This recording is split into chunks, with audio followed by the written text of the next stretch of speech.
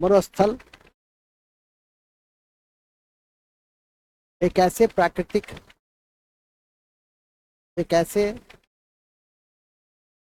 क्षेत्र को कहते हैं, एक ऐसे प्राकृतिक क्षेत्र को कहते हैं,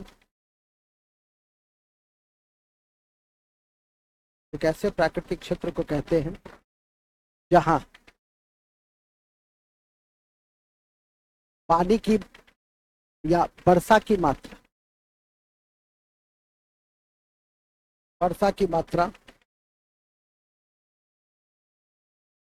जहां वर्षा की मात्रा 25 से 40 सेंटीमीटर, 25 से 40 सेंटीमीटर, या 40 नहीं लिखे, 25 से 30 सेंटीमीटर, 25 से 30 सेंटीमीटर थी। नाम ही से देखो, मरुस्थल। मरु मतलब क्या? मृत स्थल, ठीक है कि नहीं? तो मृत स्थल कौन सा होता है? जहां पानी नहीं रहेगा, जहां जीव नहीं रहेंगे, जहां वनस्पति नहीं रहेगी, जहां, हाँ दोनों हो गया, पानी नहीं, जीव नहीं और वनस्पति नहीं। तो ये जहां नहीं, देखे होंगे हम लोग के यहाँ एक प्रोग्राम चलता है, क्या नाम है इस प्रोग्राम? जल जीवन हरियाली। मैंने जहां जल है, अब वन है, उसके बीच ही क्या है? उसके बीच ही जीवन। तो लिख दीजिए उसका, ऐसे लिखिए, क्या लिखे? 25 से 30 सेंटीमीटर है, ठीक है, 30 सेंटीमीटर, एवं यहाँ वनस्पति की संभावना 9 के बराबर।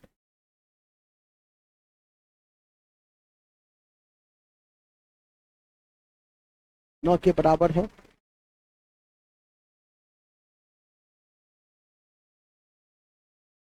ठीक है, 9 के बराबर। यह क्षेत्र पंजाब, हरियाणा, राजस्थान, पंजाब, हरियाणा, राजस्थान के क्षेत्र में, पंजाब, हरियाणा, राजस्थान के क्षेत्र में देखे जाते हैं। पंजाब, हरियाणा, राजस्थान के क्षेत्र में देखे जाते हैं। अभी थोड़ी देर पहले लिखाया था मैंने कि थार मरुस्थल दक्षिण एशिया का और विश्व का सबसे बड़ा मरुस्थल। देखिए, ध्यान रखना है कि दक्षिण एशिया का सबसे बड़ा मरुस्थल, दक्षिण एशिया का सबसे बड़ा मरुस्थल थार है, जबकि विश्व का जबकि विश्व का जबकि विश्व का जबकि विश्व का जबकि विश्व का कालाहारी मरुस्थल, सॉरी, सहारा मरुस्थल, सहारा मरुस्थल है, सहारा मरुस्थल है, ठीक है। भारत के मरुस्थलीय क्षेत्र में, भारत के मरुस्थलीय क्षेत्र में एक अंतःस्थलीय नदी है, एक अंतःस्थलीय नदी है, जिसे क्या कहते हैं? जिसे लूनी कहते हैं। एक अंतःस्थलीय नदी है जिसे लूनी कहते हैं।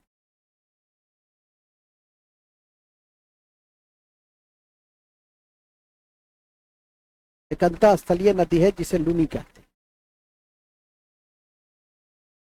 भारत के मरुस्थलीय क्षेत्र में पलाया झील पाई जाती है।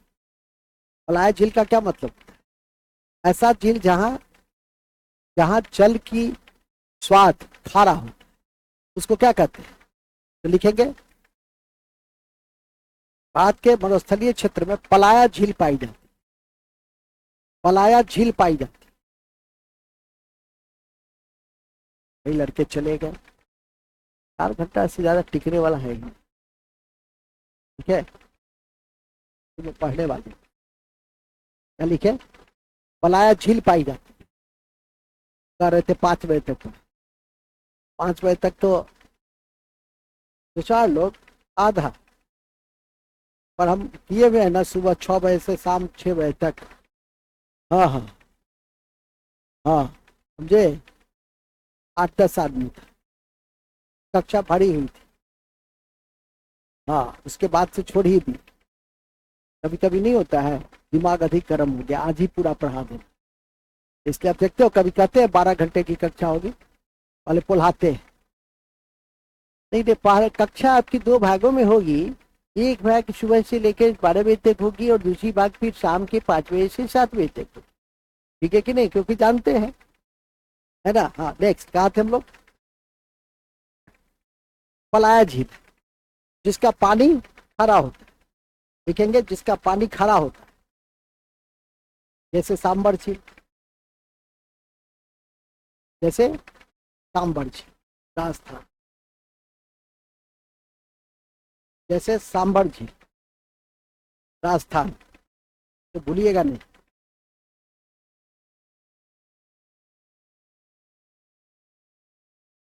ठीक है, फिर लिखिए, याद रहे, याद रहे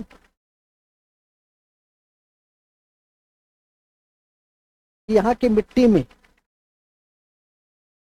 मरुस्थल क्षेत्र के मिट्टी में भी,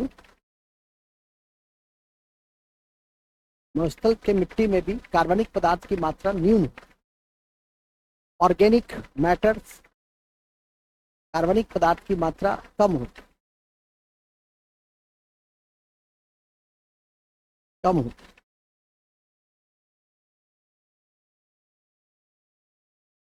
कम। अब आइए कि मरुस्थल अभी जैसे बताया आप क्यों बनता है, तो बनो बनता क्यों है, क्योंकि पानी की मात्रा, वर्षा कम होती है। ठीक है, क्यों बनता है, क्लाइमेट चेंज भी है। ठीक है, फिर लिखिए, अब ये हो गया ना क्या, क्यों, अब क्यों लिखिए, क्यों, क्यों लिखिए, वर्षा की कम संभावना, वर्षा की कम संभावना। दूसरा क्या है, वनों की कटाई, वनों की कटाई, वनों की कटाई। तीसरा क्या है, जलवायु परिवर्तन, जलवायु परिवर्तन। पांचवा क्या है, चराई, चराई की अधिकता, चराई की अधिकता,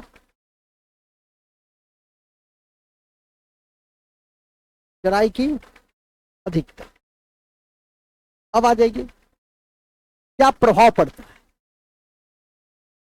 प्रभाव, प्रभाव क्या क्या पड़ता है। सबसे बड़ा प्रभाव तो पड़ता है कि कोई फसल नहीं होती है मोटे तौर पे। इसके बाद जहां जो भी पानी रहेगा, एक तो पानी की कमी, और जो पानी मिलेगा वो लवणीय मिलेगा नहीं, वनस्पति नहीं होगा तो इको इम्बैलेंस रहेगा। तो प्रभाव लिख दीजिए, पर्यावरण असंतुलन, पर्यावरण असंतुलन, लवणीकरण, पानी की लवणीकरण, पानी की लवणीकरण,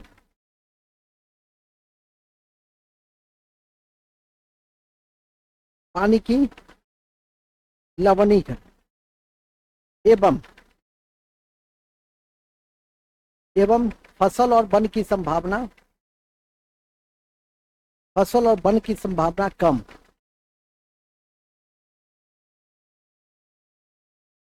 ठीक है, और रेगिस्तानी टिड्डों का प्रभाव, और फसलों पर जो भी फसल होगा, जो भी फसल होगा, रासायनिक टिड्डा का प्रभाव, मतलब टिड्डा का प्रभाव, रासायनिक नहीं, रेगिस्तानी टिड्डा का प्रभाव, रेगिस्तानी टिड्डा का प्रभाव। रेगिस्तानी टिड्डा का प्रभाव, इसके लिए कम करने के लिए हम क्या क्या किए तो लिखेंगे। वैश्विक स्तर पर, वैश्विक स्तर पर मरुस्थलीकरण को, मरुस्थलीकरण को कम करने में, मरुस्थलीकरण को कम करने में विभिन्न जलवायु परिवर्तन के सम्मेलन, विभिन्न जलवायु परिवर्तन के सम्मेलन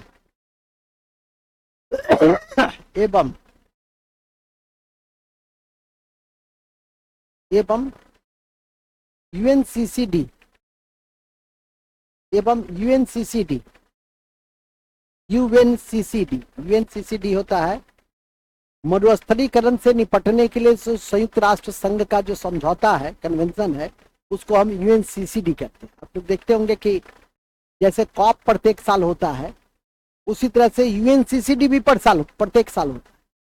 तो यूएनसीसीडी किया गया है, यूएनसीसीडी किया गया है। यह अंतर्राष्ट्रीय समझौता 1994 ईस्वी से, यह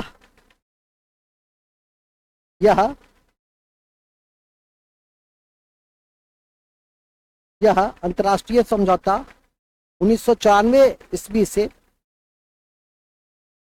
और मुख्यालय बॉन जर्मनी में, और मुख्यालय बॉन जर्मनी में, बॉन जर्मनी में। जैसे जैसे कॉप की 27वीं 29वीं बैठक चल रही है, तो यूएनसीसीडी की 16वीं बैठक कौन सा महीना है, नवंबर, अगले महीने से रियाद सऊदी अरब में होगी। तो करंट भी हो गया। यूएनसीसीडी 16 कहाँ आयोजित किए गए या किए जाएंगे। अभी कोई परीक्षा देने जाओगे तो किए जाएंगे, और जब हो जाएंगे तो पूछे जाएंगे क्या की गई। तो यूएनसीसीडी 16 की बैठक कहाँ आयोजित की गई, कहाँ की आयोजित की, उतना की गई, की जा रही है, क्या लिखना है, सीधे लिख दो।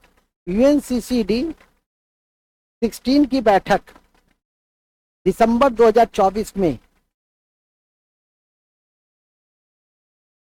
दिसंबर 2024 में,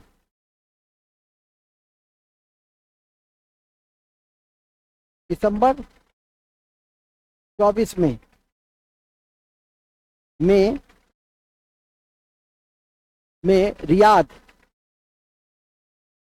रियाद सऊदी अरब में होगी।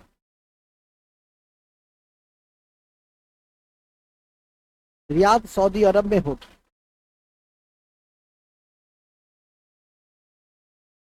रियाद सऊदी अरब में होगी।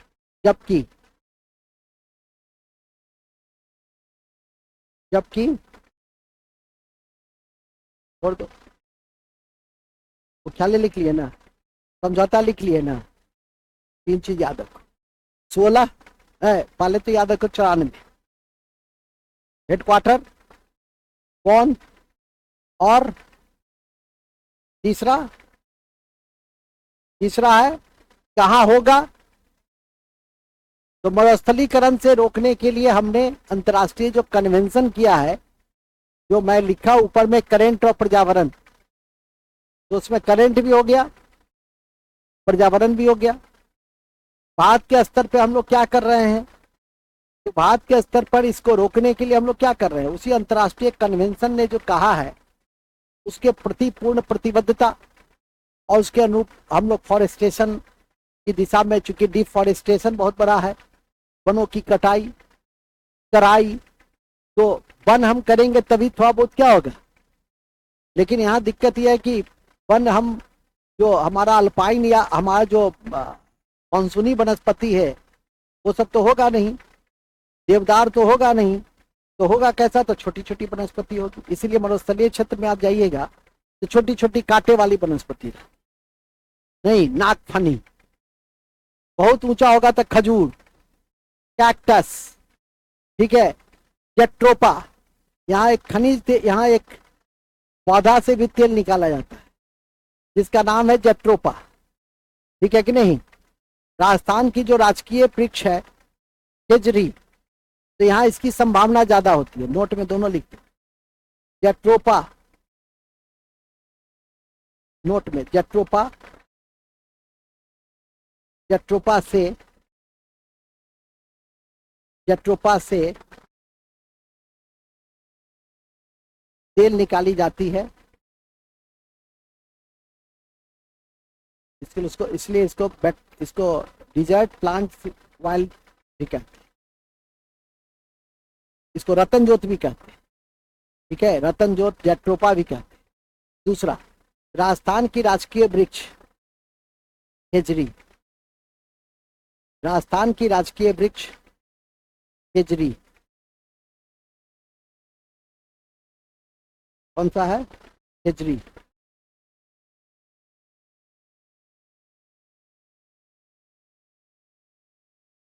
क्या है? खेजड़ी। क्या है? खेजड़ी, ठीक है। नेक्स्ट, खत्म। तो मरुस्थल हमारा क्या हो गया? खत्म हो गया। अब दूसरा क्या है? शून्य खेती। तो लिखिए शून्य खेती, आज खत्म कर देते हैं।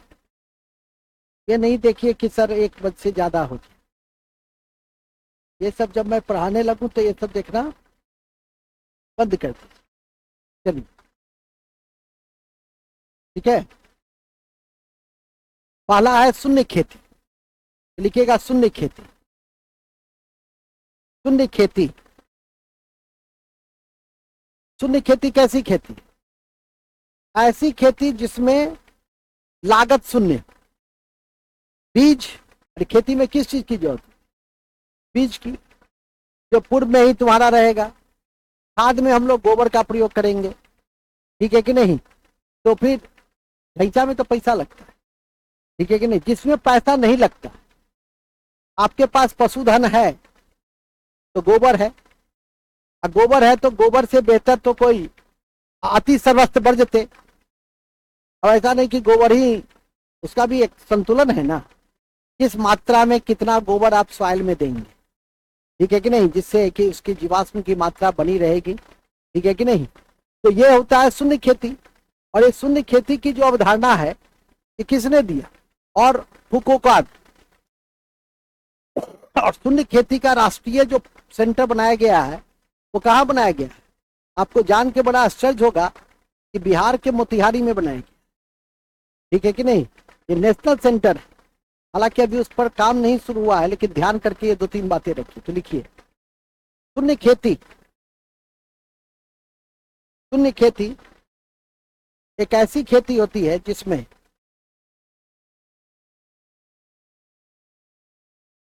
शून्य खेती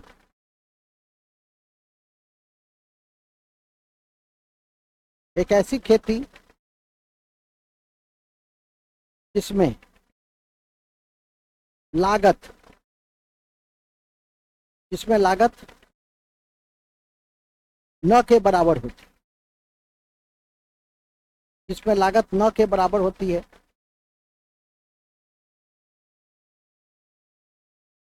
न के बराबर होती। इस खेती की अवधारणा फुकोका ने दी। इस खेती की अवधारणा फुकोका ने दी। खेती की अवधारणा फुकोका ने दिया। फुकोका जापान का था, ने दिया। अब इसका इंपॉर्टेंस क्या है? तो शून्य खेती का इंपॉर्टेंस क्या है? किसानों को सिर्फ श्रम करना होता है और लागत पे, इनपुट पे कोई पैसा नहीं खर्च, कोई मैकेनाइजेशन नहीं, बिल्कुल वेदों की ओर लौट चलो। वेदों की ओर लौट चलो का नारा कौन दिया?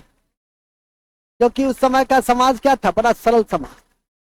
आप किसी दिन देखिए, गांव जाते हैं, मोबाइल से दूर है, ठीक है, और 10 लोग बैठे हुए हैं, कितना सुकून मिलता है लोगों के साथ बातचीत करना, नहीं, बैठ के बातचीत कीजिए, एक दूसरे को देखिए, अपनी भावना से दूसरे को अवगत कराइए।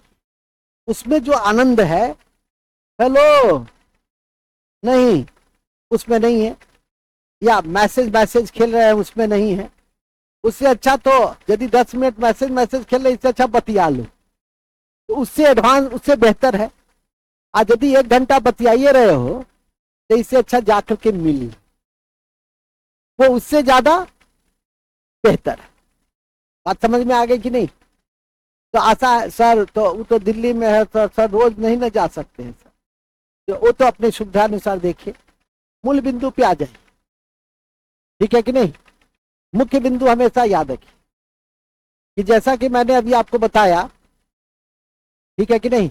अभी कुछ दिन पहले, कल ही की बात है, एक शादी समारोह में मैं गया था, जो पुराने स्कूल के दिनों के 12-15 दोस्त मिले, बड़ा अच्छा लगा, मजा आ गया।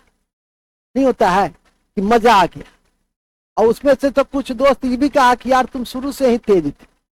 तब तो हम कहे देखो अब इतना मस्का मत लगाओ, दोस्त है तुम्हारे, ठीक है कि नहीं? हम तो शुरू से बहुत भूसकौल थे, और तुम कह रहा है बहुत तेज थे। नहीं, पोजीशन पे पहुंच गए तो तेज थे, और नहीं पहुंचे रहते तो कहते तुम शुरू से ही भूसकार था। ऐसा नहीं करना चाहिए। दोस्त है ना, दोस्त को अपनी सही बात, क्योंकि बहुत दिन पे मिलता है, तो एक आध दोस्त आपके तुम रहे, ये आप क्या लगाया हुआ है, आपसे तुम्हारी दोस्ती हुई थी, हमारी दोस्ती तो बेंच पे हम लोग बैठते थे उस समय से था। इसमें आप संकोच होता है ना, कई लड़कों को, कई लोगों को पुराने, जब तुम एक ऊंचाई पे जाओगे तो तुम्हारा दोस्त मिलेगा, तो तुमको वो संकोच में आप कहे, उसको हमेशा तुम कहने के लिए प्रेरित करो। उसमें जो अपनत्व मिलेगा, वो अपनत्व आप में, या तो नहीं मिलो, तुमको नहीं पसंद है उससे तो मत मिलो, लेकिन मिलो तो बोल कर मिलो। ऐसा है, समझ रहे होगे? ठीक है, अहम वहम मत रखो, ये तो बहुत तुच्छ तत्व है। ठीक है, आगे लिखो, फिलहाल गप बाद में, इसके बाद गप बाद में। हाँ, जहां अहम नहीं है वही प्रेम है, जहां अहम है वहां प्रेम नहीं है। देखते हो सब अलग अलग रहती है, क्यों? सबको टाइट है, सब अहम है, तो प्रेम नहीं है। लेकिन तुम लोग के बीच में क्या है?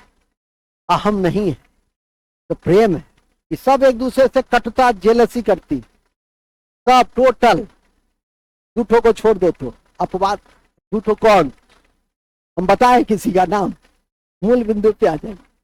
चलिए आगे लिखिए, कहाँ थे हम लोग? हाँ, तो शून्य खेती हो गया, शून्य खेती का महत्व भी समझ गए।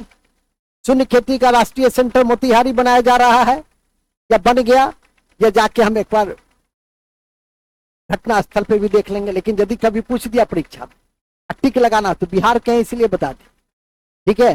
तो मोतिहारी, मोतिहारी मोतिहारी नहीं देगा परीक्षा, पूर्वी चंपारण देगा। आप ही नहीं कहिए कि जा कल लिखाए थे मोतिहारी, आप पूछ दिया, ये तो कथी दो कथी दो, ये कथी दो नहीं है, पूर्वी चंपारण दिया। ठीक है, आशा शून्य खेती समझ गए। अब लिखो, अब लिखो प्राकृतिक खेती। बैठ जाइए, आ रहा हूं। प्राकृतिक खेती, प्राकृतिक खेती, प्राकृतिक खेती। देखो प्राकृतिक खेती क्या है?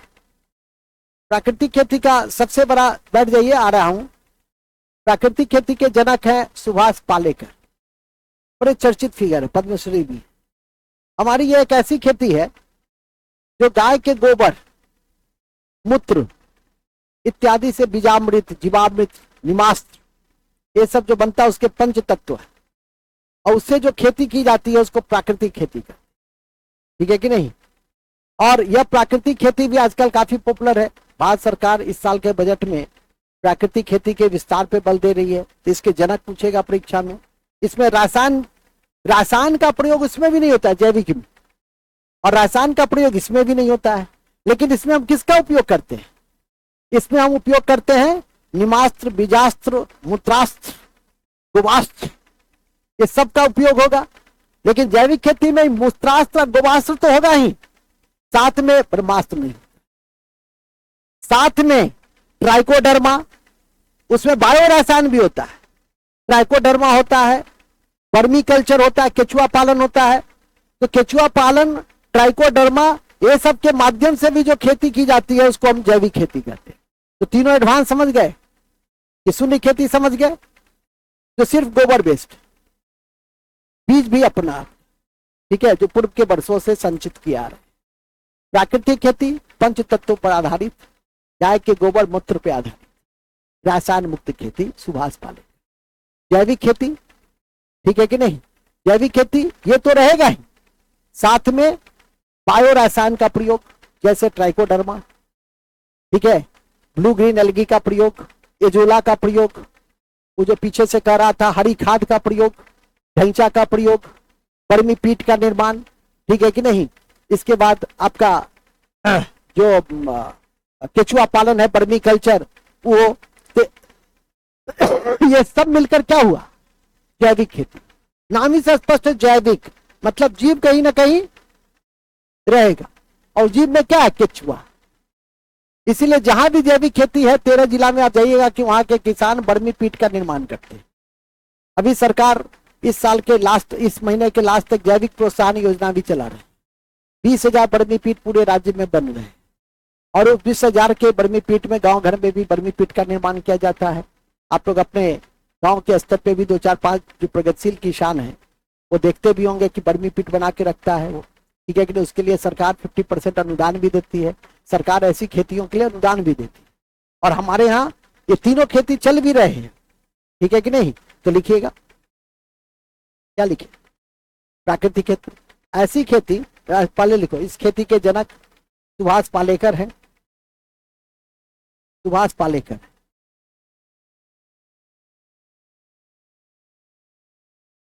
सुभाष पालेकर, सुभाष पालेकर है। ऐसी खेती, ऐसी खेती जीवा पंच तत्व पे आधारित है। जीवामृत, बीजामृत, मल्चिंग, मल्चिंग, मल्चिंग, गाय के गोबर और मूत्र पे आधारित। आ रहे हैं भाई साहब, मैं आ रहा हूं, समझा देता हूं। कोई भी तरह की कंफ्यूजन होगी तो मैं आता हूं। क्या लिखे,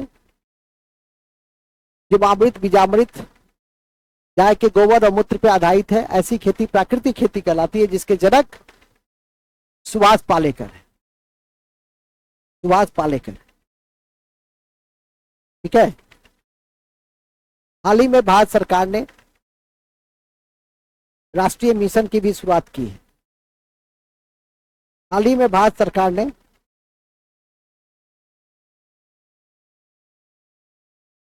हाल ही में भारत सरकार ने इसकी शुरुआत की है,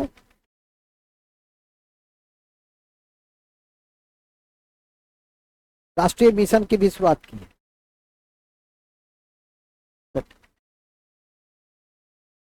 ठीक है, अब आइए जैविक खेती,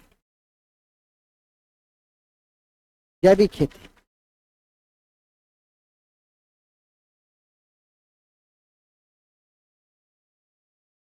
जैविक खेती, इसके जनक अल्बर्ट हार्वर्ड थे, अल्बर्ट हार्वर्ड थे, अल्बर्ट हार्वर्ड थे। कौन थे, अल्बर्ट हार्वर्ड थे।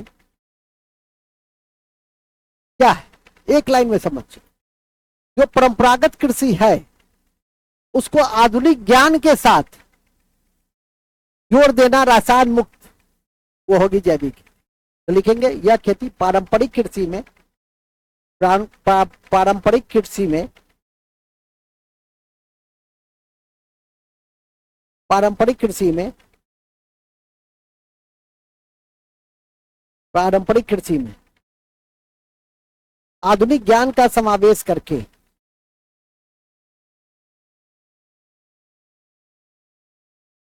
आधुनिक ज्ञान का समावेश करके रसायन मुक्त खेती, रसायन मुक्त खेती,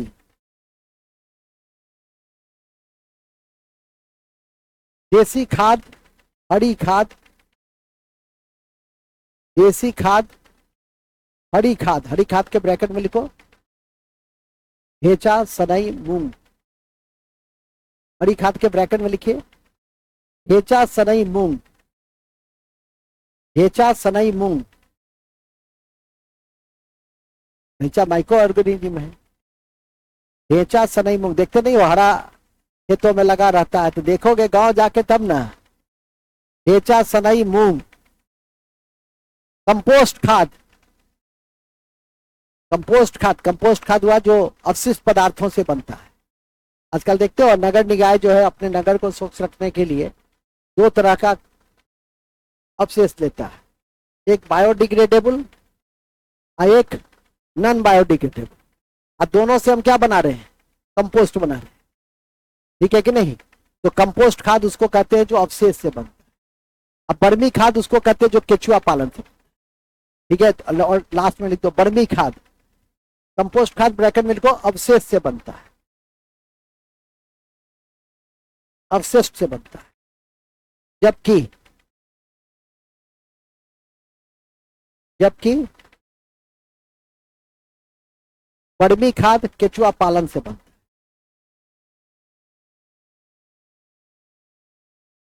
केचुआ पालन से बनता है, केचुआ पालन से बनता है, ठीक है। तो इसे हम लोग क्या कहते हैं, इसके माध्यम से जो खेती होती है उसको जैविक खेती कहते हैं।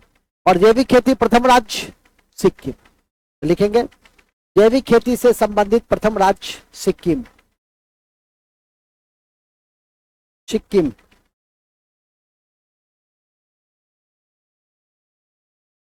ठीक है।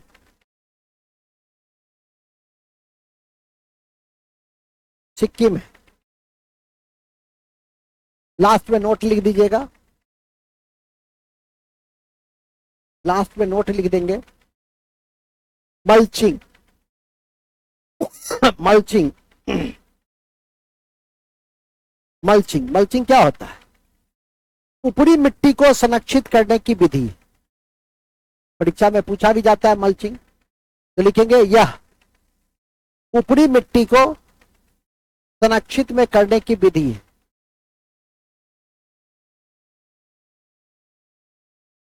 संरक्षित करने की विधि, बस इन्हीं शब्दों के साथ आज की कक्षा। और याद रखिए जैविक खेती के क्षेत्र में ऑस्ट्रेलिया सबसे आगे, और भारत में बाद में सिक्किम सबसे आगे है। 1:30 बज रहे हैं, मैं आपका ज्यादा समय लेना नहीं चाहूंगा, ठीक है, मैं आपका ज्यादा समय लेना नहीं चाहूंगा।